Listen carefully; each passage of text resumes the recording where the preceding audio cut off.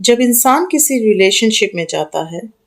تو وہ اپنے لیے ایک کمفرٹ زون ڈھونڈنے کی کوشش کرتا ہے، لیکن جو رشتہ آپ کو کمفرٹ دینے کے بجائے آپ کی انرجی ڈرین کرنے لگ جائے تو وہ رشتہ آپ کے لیے نہیں ہے۔ نکل آئیے اس رشتے سے۔ اب وہ رشتہ ازدواجی ہے، محبت کا ہے، دوستی کا ہے یا کاروباری ہے۔ بہت سے لوگ یہاں پہ اعتراض کریں گے ازدواجی رشتے کو اتنی جلدی ختم نہیں کرنا چاہیے، تو بالکل ازدواجی رشتے کو اتنی جلدی ختم نہیں کرنا چاہیے، لیکن ہمارے مذہب نے ہی کہا ہے کہ اگر ازدواج میں آپ کو سکون کے بجائے تکلیف ملنے لگے، مثال کے طور پہ ایک عورت اپنے شوہر کو ذہنی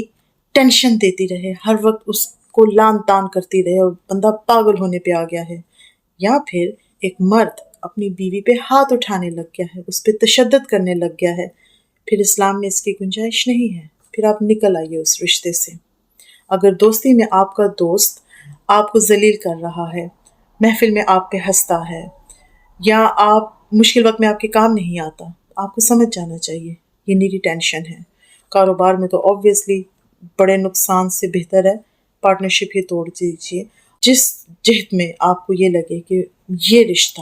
آپ کو تکلیف دے رہا ہے،